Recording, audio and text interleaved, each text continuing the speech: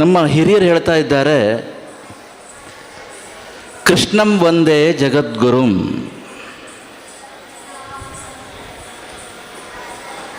ಜಗತ್ತಿನಲ್ಲಿ ಈ ಜಗದ್ಗುರು ಎನ್ನುವ ಪದಕ್ಕೆ ಎರಡು ರೀತಿಯ ಅರ್ಥ ಇದೆ. ಜಗತ್ತಿಗೆ ಗುರು ಅಥವಾ ಜಗತ್ತನ್ನೇ ಗುರುವಾಗಿ ಸ್ವೀಕಾರ ಮಾಡಿದವರು, ಎರಡೂ ಜಗದ್ಗುರುಗಳೇ.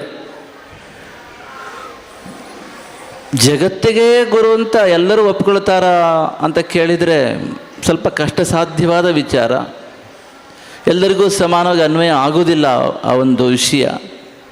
ಆದರೆ ಜಗತ್ತನ್ನೇ ಯಾರು ಗುರುವಾಗಿ ಸ್ವೀಕರಿಸ್ತಾನೋ, ಜಗದೇವ ಗುರು, ಯಾರು ಬೇಕಾದ್ರೆ ಜಗದ್ಗುರುಗಳಾಗ್ಬೋದು.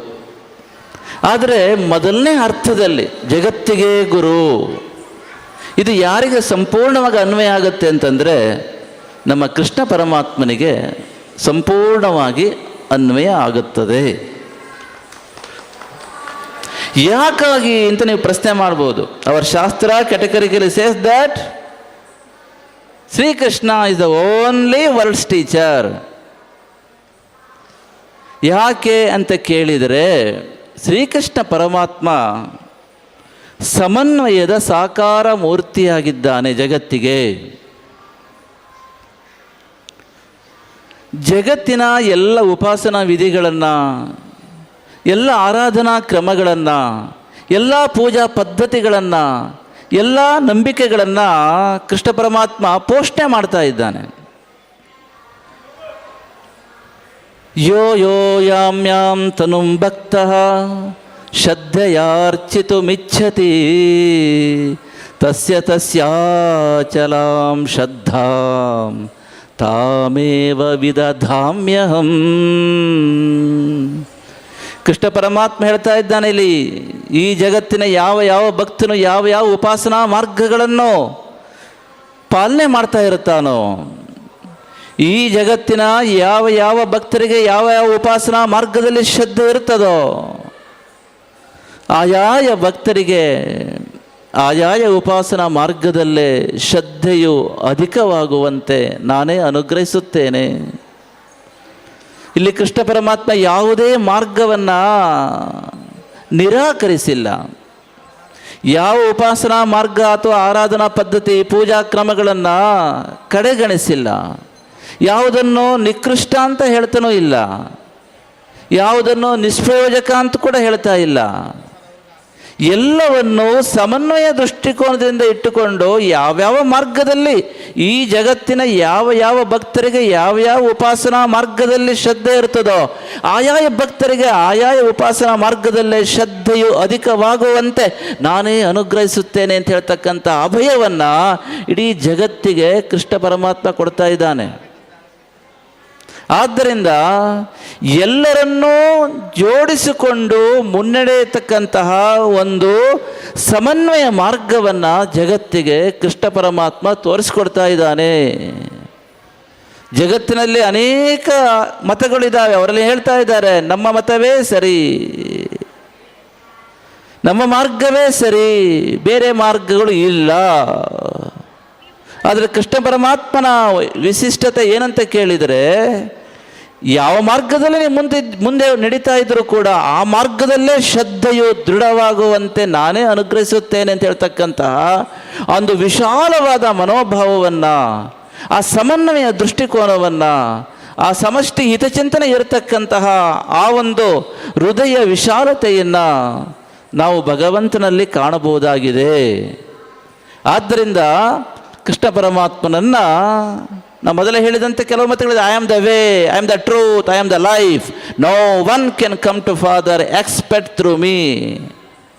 ಅರ್ಥ ಏನು? ಬೇರೆ ಮಾರ್ಗ ಒಪ್ಪುವುದಿಲ್ಲ ಅಂತ ಅರ್ಥ. ಕೆಲವರು ಹೇಳ್ತಾ ಇದ್ದಾರೆ ಇದು ಪ್ರಪಂಚದಲ್ಲಿ. ಹೀಗೆ ಹೇಳಿದರೆ ಅರ್ಥ ಏನು? ನಾವು ಬೇರೆ ಮಾರ್ಗವನ್ನು ಒಪ್ಪುವುದಿಲ್ಲ, ನಮ್ಮ ಮಾರ್ಗವೇ ಸರಿ, ದೇವ್ರ ಹತ್ರ ಹೋಗಬೇಕಾದ್ರೆ ನಮ್ಮ ಮಾರ್ಗದಲ್ಲೇ ಬರಬೇಕು ಅಂತ ಹೇಳ್ತಕ್ಕಂಥ ಉಪದೇಶ ಜಗತ್ತಿನಲ್ಲಿ ಕೆಲವರಿಂದ ಕಾಣಿಸ್ತಾ ಇದೆ. ಆದರೆ ಕೃಷ್ಣ ಪರಮಾತ್ಮ ಇದಕ್ಕೆ ಹೊರತಾಗಿದ್ದಾನೆ. ಅವನು ಹೇಳ್ತಾ ಇದ್ದಾನೆ, ಯಾವ ಮಾರ್ಗದಲ್ಲೇ ಬೇಕಾದರೂ ಹೋಗಿ, ಆ ಮಾರ್ಗದಲ್ಲೇ ಶ್ರದ್ಧೆಯು ದೃಢವಾಗುವಂತೆ ನಾನೇ ಅನುಗ್ರಹಿಸುತ್ತೇನೆ. ನೋಡಿ ಎಷ್ಟಿದೆ ಇದು.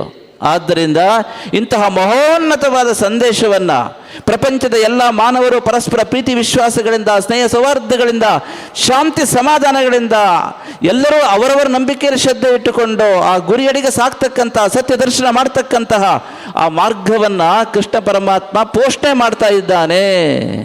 ಯಾವುದನ್ನು ನಿರಾಕರಿಸಿಲ್ಲ, ಯಾವುದನ್ನು ನಿಷ್ಪ್ರಯೋಜಕವಾದ ಮಾರ್ಗ ಅಂತ ಹೇಳಲಿಲ್ಲ, ಯಾವುದನ್ನು ನಿಕೃಷ್ಟವಾಗಿ ನೋಡಿಲ್ಲ. ಆದ್ದರಿಂದಲೇ ಪ್ರಪಂಚದಲ್ಲಿ ಎಲ್ಲ ಹಿರಿಯರು ಹೇಳ್ತಾ ಇದ್ದಾರೆ, ಕೃಷ್ಣಂ ವಂದೇ ಜಗದ್ಗುರುಂ. ಕೃಷ್ಣನು ಜಗತ್ತಿನ ಎಲ್ಲ ಮಾನವರ ಒಂದು ಹಿತವನ್ನು, ಲೋಕ ಕಲ್ಯಾಣವನ್ನು ಗಮನದಲ್ಲಿಟ್ಟುಕೊಂಡು ಪ್ರತಿಯೊಬ್ಬರಿಗೂ ಕೂಡ ಆ ಮಾರ್ಗದಲ್ಲಿ ಶ್ರದ್ಧೆ ದೃಢವಾಗುವಂತೆ, ಅದೇ ಮಾರ್ಗ ನಿಮಗೆ ಯಾವ್ದು ನಂಬಿಕೆ ಇದೆಯೋ, ಯಾವುದರಲ್ಲಿ ಶ್ರದ್ಧೆ ಇದೆಯೋ ಆ ಶ್ರದ್ಧೆ ಅಧಿಕವಾಗುವಂತೆ ಅನುಗ್ರಹಿಸ್ತಾ ಇದ್ದೇನೆ ಅಂತ ಹೇಳ್ತಕ್ಕಂಥ ಅಭಯವನ್ನು ಕೊಟ್ಟಿರ್ತಕ್ಕಂಥ ಸಂದೇಶವನ್ನು ನಾವು ಗೀತೆಯಲ್ಲಿ ಕಾಣಬಹುದಾಗಿದೆ. ಆದ್ದರಿಂದ ಕೃಷ್ಣ ಪರಮಾತ್ಮನ ಒಂದು ವಿಶಿಷ್ಟತೆ ಏನಂತ ಕೇಳಿದರೆ, ಲೋಕದಲ್ಲಿ ನಾವು ಬದುಕಬೇಕಾದರೆ ಸಮನ್ವಯ ದೃಷ್ಟಿಯನ್ನು ಹೊಂದಿರಬೇಕು. ಅಂತರಂಗದಲ್ಲಿ ನಾವು ಯಾವತ್ತೂ ಕೂಡ ಸ್ಥಿತಪ್ರಜ್ಞತೆಯನ್ನು ಕಾಪಾಡಿಕೊಳ್ಳಬೇಕು. ಈ ಒಂದು ಸಂದೇಶವನ್ನು ಕೃಷ್ಣ ಪರಮಾತ್ಮ ಭಗವದ್ಗೀತೆಯ ಮೂಲಕ ನಮಗೆ ಕೊಟ್ಟಿದ್ದಾನೆ. ಲೋಕದಲ್ಲಿ ಸಮನ್ವಯ ದೃಷ್ಟಿ, ಸುಖ ದುಃಖೇ ಸಮೇ ಕೃತ್ವಾ ಲಾಭಾಲಾಭೌ ಜಯಾಜಯೌ ತಥೋ ಯುದ್ಧಾಯ ಯುಜ್ಯಸ್ವ ನೈವಂ ಪಾಪಮವಾಪ್ಸ್ಯಸಿ. ಕೃಷ್ಣ ಪರಮಾತ್ಮ ಹೇಳ್ತಾ ಇದ್ದಾನೆ, ಲೋಕದಲ್ಲಿ ನಾವು ಬದುಕಬೇಕು ಅಂತಾದರೆ ಎಲ್ಲರೂ ಸಮನ್ವಯ ದೃಷ್ಟಿಕೋನ ಇಟ್ಟುಕೊಂಡು ಬಾಳಬೇಕು. ಹಾಗೆಯೇ ಅಂತರಂಗದಲ್ಲಿ ನಾವು ಹೇಗೆ ಬದುಕಬೇಕು ಅಂತ ಕೇಳಿದರೆ, ನಾವು ಸಹಿಷ್ಣುತೆಯನ್ನು ಪೋಷಣೆ ಮಾಡ್ತಕ್ಕಂತಹ ಆ ಸ್ಥಿತಪ್ರಜ್ಞತೆಯನ್ನು ಕಾಪಾಡಿಕೊಂಡು ಹೋಗಬೇಕು. ಸ್ಥಿತಪ್ರಜ್ಞತ್ವ ಎನ್ನುವುದು ನಮ್ಮ ಹೃದಯದಲ್ಲಿ, ಅಂತರಂಗದಲ್ಲಿ ಸ್ಥಿರವಾಗಿರಬೇಕು. ಸ್ಥಿತಪ್ರಜ್ಞತೆ ಅಂದರೆ ಏನು? ಯಾವುದೇ ವಿಧವಾಗಿರ್ತಕ್ಕಂತಹ ಬಾಹ್ಯವಾಗಿರ್ತಕ್ಕಂತಹ ವಿಚಾರಗಳ ಪ್ರಭಾವಕ್ಕೆ ಒಳಗಾಗದೆ ಆಂತರಿಕವಾಗಿ ಸ್ಥಿರತ್ವವನ್ನು ಕಾಪಾಡಿಕೊಂಡು ಸಂತುಷ್ಟವಾಗಿರ್ತಕ್ಕಂತಹ ಮನಸ್ಥಿತಿಯೇ ಆ ಸ್ಥಿತಪ್ರಜ್ಞತೆ. ಸ್ಥಿತಪ್ರಜ್ಞತೆ ಎನ್ನುವುದು, ಸ್ಥಿತಪ್ರಜ್ಞತಾ ಮೀನ್ಸ್ ವಾಟ್? ಸ್ಥಿತಪ್ರಜ್ಞತಾ means the state of mind internally stable and content without being affected by external influences. ಬಾಹ್ಯ ಪ್ರಭಾವಕ್ಕೆ, ಬಾಹ್ಯವಾಗಿರ್ತಕ್ಕಂತಹ ಪ್ರಭಾವಗಳಿಗೆ ಒಳಗಾಗದೆ ಆಂತರಿಕವಾಗಿ ಸ್ಥಿರವಾಗಿ ನಿಂತು, ಆಂತರಿಕವಾಗಿ ಸ್ಥಿರವಾಗಿ ಇದ್ದು ಸಂತುಷ್ಟವಾಗಿರ್ತಕ್ಕಂಥ ಮನಸ್ಥಿತಿಯನ್ನು ಕಾಪಾಡಿಕೊಂಡು ಹೋಗುವುದು ಸ್ಥಿತಪ್ರಜ್ಞನ ಲಕ್ಷಣ. ಅದು ಸ್ಥಿತಪ್ರಜ್ಞತೆ. ಇದನ್ನು ನಾವು ಕಾಪಾಡಿಕೊಂಡು, ಕೃಷ್ಣ ಪರಮಾತ್ಮ ಹೇಳ್ತಾ ಇದ್ದಾನೆ ಏನು? ಸುಖ ದುಃಖೇ ಸಮೇ ಕೃತ್ವ. ಜೀವನದಲ್ಲಿ ಸುಖ ಇರಲಿ, ದುಃಖ ಇರಲಿ, ನೋವಿರಲಿ, ನಲಿವಿರಲಿ, ಜಯ ಇರಲಿ, ಅಪಜಯವಾಗಲಿ, ಮಾನ ಇರಲಿ, ಅವಮಾನ ಆಗ್ತಾ ಇರಲಿ, ಲಾಭ ಇರಲಿ, ನಷ್ಟ ಇರಲಿ, ಅಂತರಂಗದಲ್ಲಿ ಮಾತ್ರ ನೀವು ಯಾವತ್ತೂ ಕೂಡ ಆ ಸ್ಥಿತಪ್ರಜ್ಞೆಯನ್ನು ಕಾಪಾಡಿಕೊಂಡು ಆ ಸಮಚಿತ್ತದಿಂದ ಭಗವಂತನಲ್ಲಿ ಶುದ್ಧ ಭಕ್ತಿಯನ್ನು ಬೆಳೆಸಿಕೊಂಡು ನಿಷ್ಕಾಮ ಭಾಗದಿಂದ ಕರ್ತವ್ಯ ಕರ್ಮಗಳನ್ನ ಮಾಡ್ತಾ ಆ ಕರ್ತವ್ಯ ಕರ್ಮಗಳಿಗೆ ಪೂರ್ಣ ನ್ಯಾಯ ಒದಗಿಸುವಂತೆ ನಿಮ್ಮ ಕಾಯೇನ ವಾಚ ಮನಸ್ಸ, ನಿಮ್ಮ ಒಂದು ದೈಹಿಕ ಶಕ್ತಿಯನ್ನು, ಬೌದ್ಧಿಕ ಶಕ್ತಿಯನ್ನು, ಆತ್ಮಶಕ್ತಿಯನ್ನು ವಿನಿಯೋಗ ಮಾಡಿಕೊಳ್ತಾ ಈ ಜಗತ್ತಿನ ಈ ಬದುಕಿನ ಪ್ರಯಾಣದಲ್ಲಿ ಮುಂದಕ್ಕೆ ಸಾಗಬೇಕು.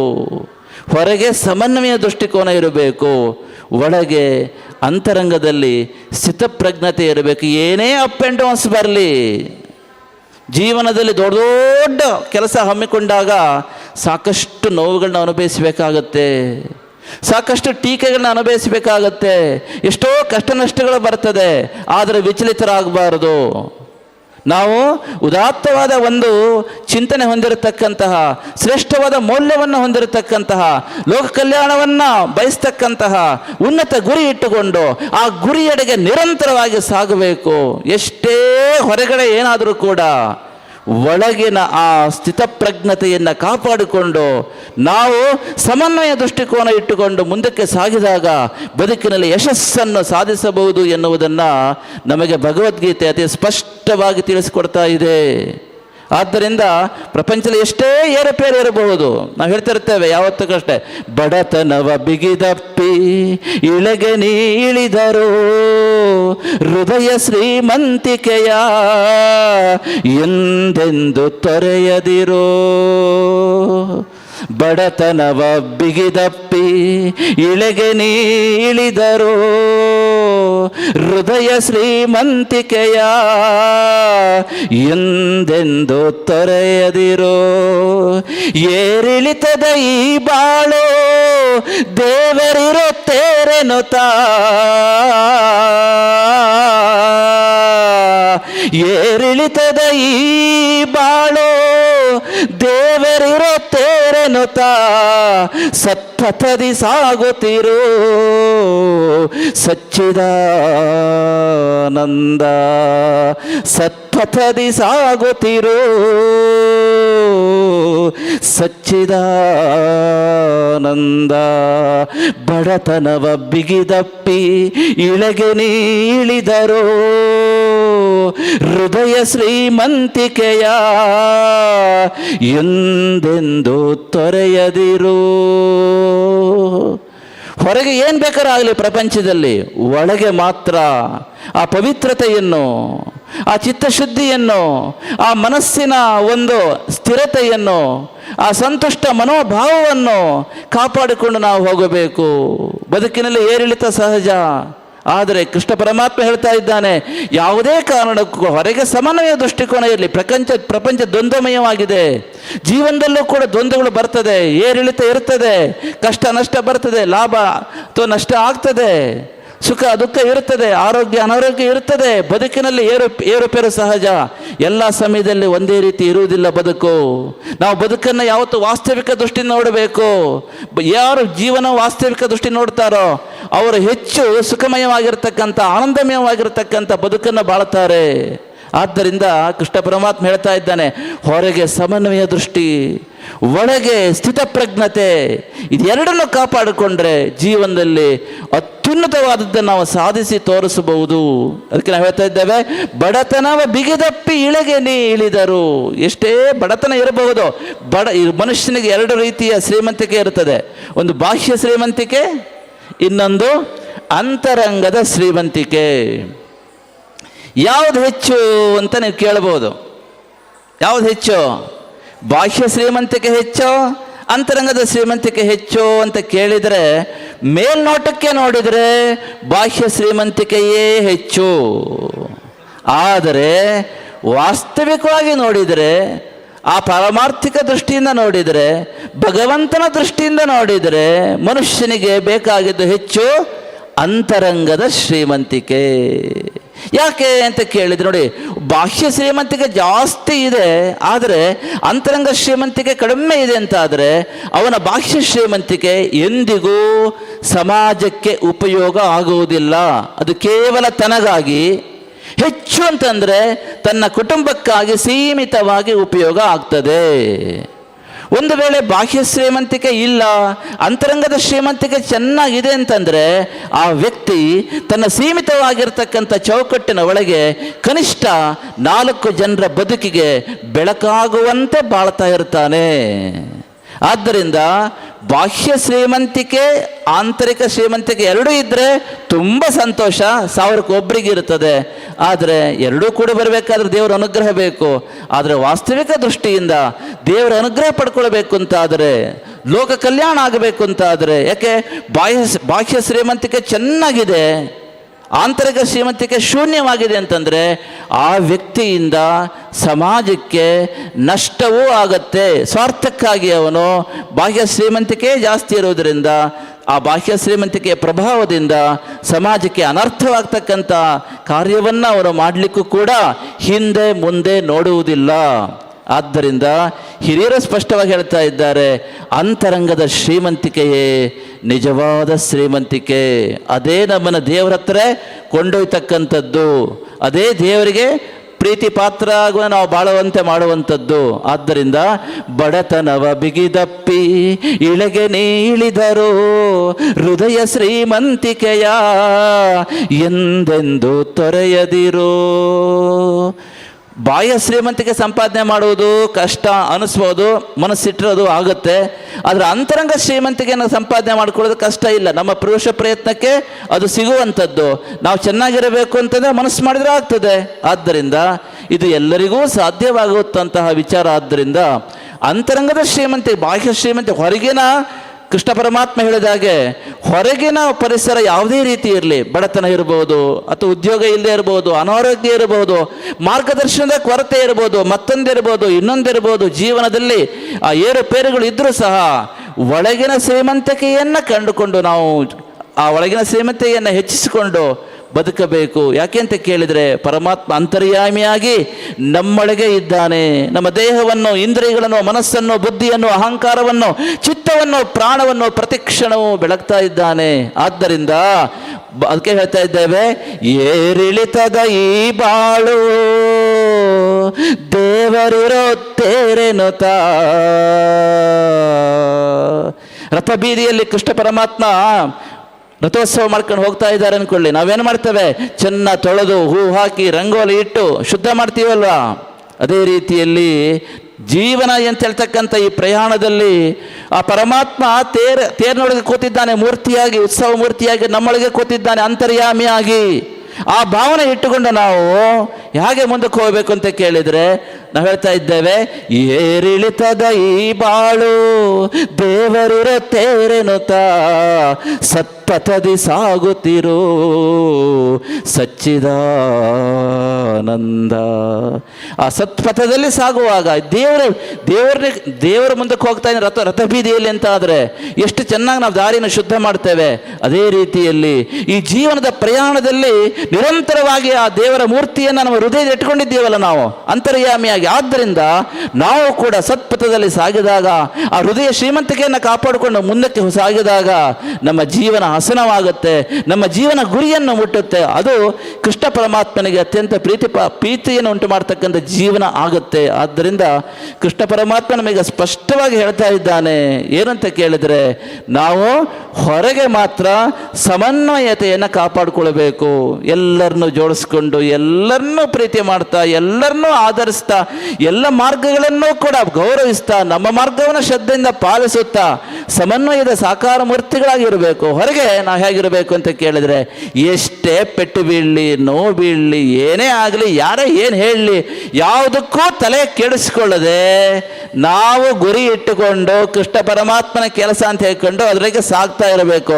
ಆ ಸ್ಥಿತಪ್ರಜ್ಞತೆಯನ್ನು ಒಳಗೆ ಕಾಪಾಡಿಕೊಳ್ಬೇಕು, ಹೊರಗೆ ಸಾಕಾರ ಮೂರ್ತಿಯಾಗಿರಬೇಕು. ಸಮನ್ವಯ ದೃಷ್ಟಿಕೋನದ ಈ ಎರಡನ್ನೂ ನಾವು ನಮ್ಮ ಪುತ್ತಿಗೆ ಶ್ರೀಪಾದ ಹತ್ರ ಕಾಣ್ತಾ ಇದ್ದೇವೆ.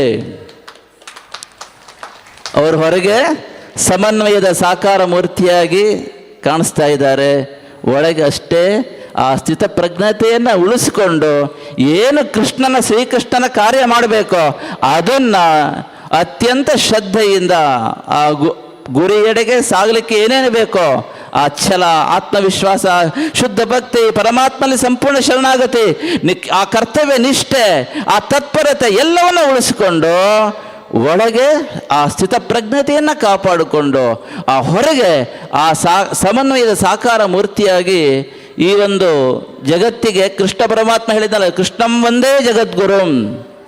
ಕೃಷ್ಣನು ಜಗತ್ತಿಗೆ ಗುರುವಾಗಿದ್ದಾನೆ. ಆ ಶ್ರೀಕೃಷ್ಣ ಪರಮಾತ್ಮನ ಸಂದೇಶವನ್ನು ಈ ವಿಶ್ವಗೀತೆಯ ಮೂಲಕ, ವಿಶ್ವಗೀತಾ ಅಭಿಯಾನದ ಮೂಲಕ, ಮಹಾ ಅಭಿಯಾನದ ಮೂಲಕ ಜಗತ್ತಿಗೆ ಆ ಜಗದ್ಗುರುವಾಗಿರತಕ್ಕಂಥ ಕೃಷ್ಣ ಪರಮಾತ್ಮನ ಸಂದೇಶವನ್ನು ನಮ್ಮ ಪುತ್ತಿಗೆ ಶ್ರೀಪಾದರು ಇಡೀ ಜಗತ್ತಿಗೆ ಆ ಕೃಷ್ಣ ಪರಮಾತ್ಮನ ದಿವ್ಯ ಬೆಳಕನ್ನು ಈ ಭಗವದ್ಗೀತೆಯ ಮೂಲಕ ಹರಡುವಂತೆ, ಬೆಳಗುವಂತೆ ಮಾಡಿದ್ದಾರೆ. ಇದು ಎಲ್ಲರಿಗೂ ಕೂಡ ಅತ್ಯಂತ ಸಂತೋಷವಾದ ವಿಚಾರ ಆಗಿದೆ. ಆದ್ದರಿಂದ ನಾವು ಹೇಳಿದಾಗೆ ನಾವು ಪುತ್ತಿಗೆ ಶ್ರೀಪಾದರ ಒಂದು ವಿಶೇಷ ಹೇಗೆ ಕೇಳಿದರೆ, ಎಲ್ಲರನ್ನೂ ಆದರಿಸುವ, ಎಲ್ಲರನ್ನೂ ಕೂಡ ಅತ್ಯಂತ ಪ್ರೀತಿಯಿಂದ ಆದರಿಸ್ತಕ್ಕಂತಹ ಒಂದು ವಿಶೇಷವಾದ ದೊಡ್ಡ ಗುಣ ಅವರದ್ದು. ಎಲ್ಲರನ್ನೂ ತಬ್ಬಿಕೊಂಡ್ರೆ ಅದನ್ನು ಕೃಷ್ಣ ಪರಮಾತ್ಮ ನಿಜವಾಗಿರ್ತಕ್ಕಂಥ ಭಕ್ತರು. ನಾವು ಮೊದಲೇ ಹೇಳಿದಾಗ ಕೃಷ್ಣ ಪರಮಾತ್ಮ ಯಾರನ್ನು, ನಾವು ಪುತ್ತಿಗೆ ಶ್ರೀಪಾದಗಳೀಗ ಹೇಳಿದರು, ಭಗವದ್ಗೀತೆ ಕೇವಲ ಹಿಂದೂಗಳ ಗ್ರಂಥ ಅಲ್ಲ, ಅದು ವಿಶ್ವಮಾನ್ಯವಾಗಿರ್ತಕ್ಕಂಥ ಗ್ರಂಥ. ಹೌದು, ನೀವು ಸಮಷ್ಟಿ ಹಿತಚಿಂತನೆ, ಸಮನ್ವಯ ದೃಷ್ಟಿಕೋನ, ಈ ಎರಡಿಟ್ಟುಕೊಂಡು, ಇವೆರಡನ್ನ ಕಣ್ಣಾಗಿಟ್ಟುಕೊಂಡು, ಯಾವುದಿರಬೇಕು? Collective welfare and harmonious perspective. ಇದೆರಡಿರಬೇಕು ನಿಮ್ಗೆ. ಐಸು ಯಾವುದಿರಬೇಕು? ಸಮಷ್ಟಿ ಹಿತಚಿಂತನೆ, ಸಮನ್ವಯ ದೃಷ್ಟಿಕೋನ. ಈ ಎರಡಿಟ್ಟುಕೊಂಡು ನೀವು ಭಗವದ್ಗೀತೆಯನ್ನು ಓದಿದರೆ, ಈ ಭಗವದ್ಗೀತೆ ಎನ್ನುವುದು ಪ್ರಪಂಚದ ಎಲ್ಲ ಮತ, ಪಂಥ, ಸಿದ್ಧಾಂತ, ಸಂಪ್ರದಾಯ, ಸಮುದಾಯದವರಿಗೆ ಅತ್ಯಂತ ಸಮಾನವಾಗಿ ಅನ್ವಯ ಆಗುತ್ತದೆ. ನಮ್ಮದೇನಿರಬೇಕು ದೃಷ್ಟಿಕೋನ? ಸಮಷ್ಟಿ ಹಿತಚಿಂತನೆ, ಸಮನ್ವಯ ದೃಷ್ಟಿಕೋನ. ಇದು ಎರಡಿದ್ರೆ ನಮ್ಮ ಹತ್ರ, ಅದನ್ನ ಇಟ್ಟುಕೊಂಡು ಭಗವದ್ಗೀತೆಯನ್ನು ಓದಿದರೆ, ಈ ಭಗವದ್ಗೀತೆ ಎನ್ನುವ ಆ ಮಹಾಗ್ರಂಥ ಪ್ರಪಂಚದ ಎಲ್ಲ ಮತ, ಪಂಥ, ಸಿದ್ಧಾಂತ, ಸಂಪ್ರದಾಯ, ಸಮುದಾಯದವರಿಗೆ ಅತ್ಯಂತ ಸಮಾನವಾಗಿ ಅನ್ವಯವಾಗುತ್ತದೆ. ಆದ್ದರಿಂದ ಈ ಗೀತೆಯ ಬೆಳಕು ವಿಶ್ವದ ಎಲ್ಲೆಡೆ ಪಸರಿಸಬೇಕು ಎನ್ನುವ ಒಂದು ಮಹಾ ಸಂಕಲ್ಪವನ್ನು ಆ ಶ್ರೀಕೃಷ್ಣ ಪರಮಾತ್ಮನ ದಿವ್ಯ ಪ್ರೇರಣೆಯಿಂದಲೇ ಮಾಡಿಕೊಂಡು ಅದನ್ನು ಅತ್ಯಂತ ಯಶಸ್ವಿಯಾಗಿ ಸಾಕಾರಗೊಳಿಸಿರ್ತಕ್ಕಂಥ ಕೀರ್ತಿ ನಮ್ಮ ಪುತ್ತಿಗೆ ಶ್ರೀಪಾದರಿಗೆ ಸಲ್ಲುತ್ತದೆ. ಆದ್ದರಿಂದ ಇವತ್ತು ಪ್ರಪಂಚದ ಯುರೋಪ್ ರಾಷ್ಟ್ರಗಳಿರಬಹುದು, ಅಮೇರಿಕಾ ದೇಶದಲ್ಲಿರಬಹುದು, ಮತ್ತೊಂದು ದಕ್ಷಿಣ ಆಫ್ರಿಕಾದ ಖಂಡಗಳಿರಬಹುದು, ಎಲ್ಲೆಲ್ಲಿ ಹೋದರೂ ಕೂಡ ಗೀತೆಯ ಬೆಳಕು ಕಾಣಿಸ್ತಾ ಇದೆ ಅಂತಂದರೆ ಅದಕ್ಕೆ ಪ್ರಮುಖವಾಗಿ ನಮ್ಮ ಪುತ್ತಿಗೆ ಶ್ರೀಪಾದರ ಆ ಒಂದು ಅಮೋಘವಾದ ಕೊಡುಗೆ ಏನಿದೆ ಅದು ನಮಗೆಲ್ಲರಿಗೂ ಕಾಣಿಸ್ತಾ ಇದೆ. ಇದೇ ರೀತಿ ಕೃಷ್ಣ ಪರಮಾತ್ಮನ ಆ ಸೇವೆ ನಿರಂತರವಾಗಿ ನಡೆಯಬೇಕು ಅಂತ ಶಕ್ತಿಯನ್ನು ಕೃಷ್ಣ ಪರಮಾತ್ಮ ಅವರಿಗೆ ಸಂಪೂರ್ಣವಾಗಿ ಅನುಗ್ರಹಿಸಿರಿ ಅಂತ ಈ ಸಂದರ್ಭದಲ್ಲಿ ಕೃಷ್ಣ ಪರಮಾತ್ಮನ ಪ್ರಾರ್ಥನೆ ಮಾಡಿಕೊಳ್ತಾ ಇದ್ದೇವೆ. ಹಾಗೆ ಒಂದು ವಿಷಯವನ್ನು ತಿಳ್ಕೊಬೇಕು, ನಾವು ನಮ್ಮ ಸಂಸ್ಕೃತಿಯನ್ನು ಉಳಿಸ್ಕೊಳ್ಬೇಕು ಅಂತಾದರೆ ಈಗ ಇರತಕ್ಕಂಥ ಏಕೈಕ ಮಾರ್ಗ ಅಂತಂದರೆ ಸಾಂಘಿಕ ಶಕ್ತಿಯಾಗಿ ನಾವೆಲ್ಲರೂ ಸೇರಬೇಕು. ಯಾಕೆ ಸೇರಬೇಕು ಸ್ವಾಮಿಗಳೇ ಅಂತ ನೀವು ಕೇಳಬಹುದು. ನೋಡಿ, ಭಾರತೀಯ ಸಂಸ್ಕೃತಿ ಇರಬಹುದು, ಸನಾತನ ಧರ್ಮ ಇರಬಹುದು, ಅಥವಾ ಹಿಂದೂ ಧರ್ಮ ಇರಬಹುದು, ಇದು ಏಕರೂಪದ ಸಂಸ್ಕೃತಿ ಧರ್ಮ ಅಲ್ಲ. ವಾಸ್ತವಿಕ ವಿಚಾರದಿಂದ ನಾವು ವಿಮರ್ಶೆ ಮಾಡಬೇಕು ಎಲ್ಲವನ್ನೂ ಕೂಡ. ನಮ್ಮ ಸಂಸ್ಕೃತಿ, ನಮ್ಮ ಧರ್ಮ ಅಥವಾ ನಮ್ಮ ಆ ಒಂದು ಮತ, ಪಂಥ, ಸಿದ್ಧಾಂತ ಯಾವುದೇ ಇರ್ಬೋದು, ಅದು ಏಕರೂಪದ ಸಂಸ್ಕೃತಿಯಂತೂ ಅಲ್ಲವೇ ಅಲ್ಲ. ಒಂದು ಸಂಸ್ಕೃತಿ ಅಥವಾ ಒಂದು ಧರ್ಮ ಏಕರೂಪದ ಸಂಸ್ಕೃತಿಯಾಗಿದ್ದರೆ ಅದನ್ನು ಒಬ್ಬ ಅವತಾರ ಪುರುಷರು, ಒಬ್ಬರು ಮಹಾತ್ಮರು, ಒಬ್ಬರು ಆಚಾರ್ಯರು, ಒಬ್ಬರು ಮಹನೀಯರು ಅಥವಾ ಒಬ್ಬರು ಗುರುಗಳು ಅಥವಾ ಒಂದು ದೊಡ್ಡ ಮಠ ಯಾವುದೋ ಒಬ್ಬರು ಇದನ್ನು ಸಂರಕ್ಷಣೆ ಮತ್ತು ಸಂಘಟನೆ ಮಾಡಬಹುದಾಗಿತ್ತು. ಆದರೆ ನಮ್ಮ ಭಾರತೀಯ ಸಂಸ್ಕೃತಿ, ನಮ್ಮ ಸನಾತನ ಧರ್ಮ ವೈವಿಧ್ಯಮಯವಾಗಿರ್ತಕ್ಕಂಥ ಸಂಸ್ಕೃತಿಯಾಗಿದೆ. ಇಲ್ಲಿ ಅನೇಕ ಮತ, ಪಂಥ, ಸಿದ್ಧಾಂತ, ಸಂಪ್ರದಾಯ, ಸಮುದಾಯಗಳಿದೆ.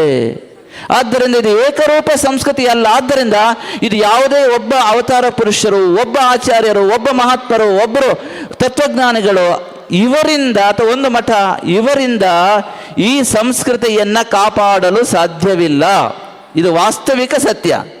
ಯಾಕೆಂದರೆ ಯಾರು ವಾಸ್ತವಿಕ ಸತ್ಯಕ್ಕೆ ಹೆಚ್ಚು ಹತ್ತಿರವಾಗಿ ಬದುಕ್ತಾನೋ ಅವನ ಜೀವನದಲ್ಲಿ ಹೆಚ್ಚು ಕಾರ್ಯವನ್ನು ಮಾಡಲಿಕ್ಕೆ ಸಾಧ್ಯ ಆಗುತ್ತೆ. ಇದೊಂದನ್ನು ನೀವೆಲ್ಲರೂ ತಿಳ್ಕೊಬೇಕು. ಪ್ರಪಂಚದ ಎಲ್ಲರೂ ಕೂಡ, ವಿಶೇಷವಾಗಿ ಭಾರತೀಯ ಸಂಸ್ಕೃತಿಗೆ ಸೇರಿರ್ತಕ್ಕಂಥ ಎಲ್ಲರೂ ಇದನ್ನು ತಿಳ್ಕೊಬೇಕು.